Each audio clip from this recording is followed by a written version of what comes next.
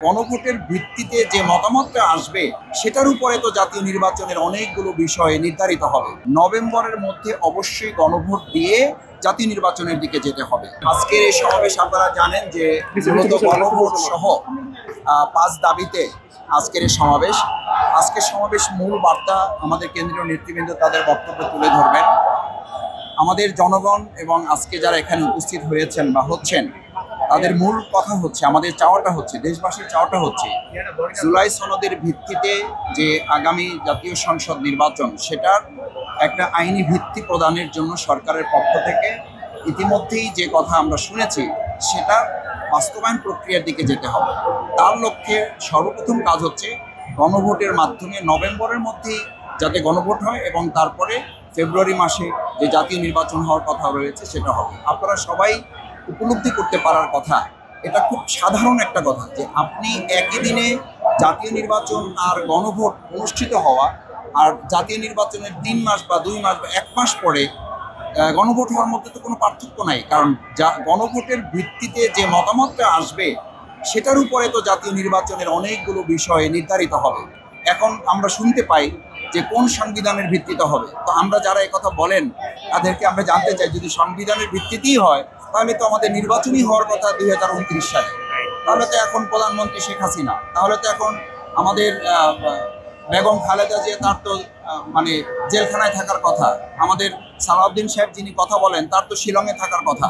তো এই বিষয়গুলো আমাদেরকে মাথায় নিতে হবে। একটা গণঅভ্যুত্থান পরবর্তী বাংলাদেশে যখন মানুষের চিন্তা দৃষ্টিভঙ্গির ভিত্তিতে এতগুলো জীবনের বিনিময় এবং এত আহত বন্ধুত্ব বরণকারী রক্তের বিনিময়ে আমাদের সুন্দর একটা দেশ আমরা পেয়েছি, সেই দেশে গণভোটের ভিত্তিতে জাতীয় জুলাই সনদের মাধ্যমে নির্বাচন করাটা হচ্ছে জামাত ইসলামী সহ 8 দলের আজকের মূলত বার্তার প্রধান বক্তব্য থাকবে। আমরা যতটুকু জেনেছি শীর্ষ নেতৃবৃন্দ এখানে কথা বলবেন, নভেম্বরের মধ্যে অবশ্যই গণভোট দিয়ে জাতীয় নির্বাচনের দিকে যেতে হবে।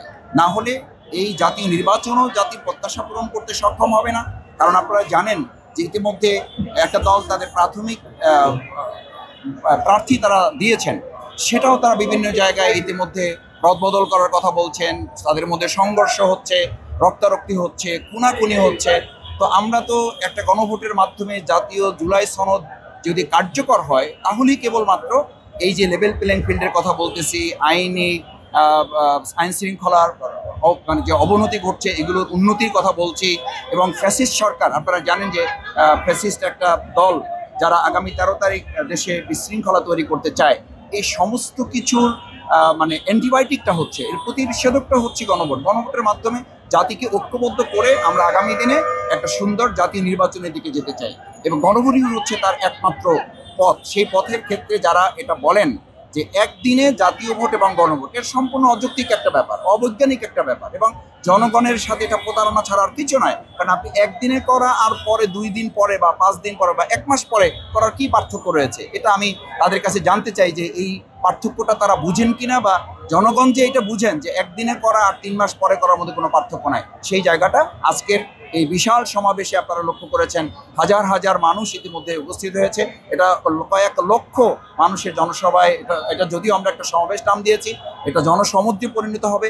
আমরা আশা করি অন্তর্বর্তী সরকার এটা বিবেচনায় নেবেন এবং অতি সত্বর তারা নভেম্বরের মধ্যেই গণভোটের তারিখ ঘোষণা করবেন। বাংলাদেশ জামাত ইসলামী সবার আগে ক্যান্ডিডেট ঘোষণা করে আমরা মাঠে, এখনো নির্বাচনে, আমি নির্বাচনের মাঠ থেকে এসেছি, সুতরাং আমরা নির্বাচনে আছি। আমরা নির্বাচনের জন্য কথা বলেছি যে নভেম্বরে গণভোট দিয়ে যদি প্রয়োজন হয় আমরা জানুয়ারিতেও জাতীয় নির্বাচন করতে প্রস্তুত আছি। সেখানে জাতীয় নির্বাচন পেছানোর ষড়যন্ত্রের সাথে যারা গন্ধ খোঁজেন, আমরা বরং মনে করি ঢাকা বিশ্ববিদ্যালয়, জাহাঙ্গীরনগর বিশ্ববিদ্যালয়, রাজশাহী বিশ্ববিদ্যালয়, চট্টগ্রাম বিশ্ববিদ্যালয় যে ছাত্রদের ম্যান্ডেট ইসলাম এবং দেশপ্রেমিক জনতার পক্ষে, এটা দেখে তারা ভীত হয়ে তারাই বরং নির্বাচন চাচ্ছে না এবং এই কারণে তারা গণভোট থেকে নিজেদেরকে বিরত রাখছে।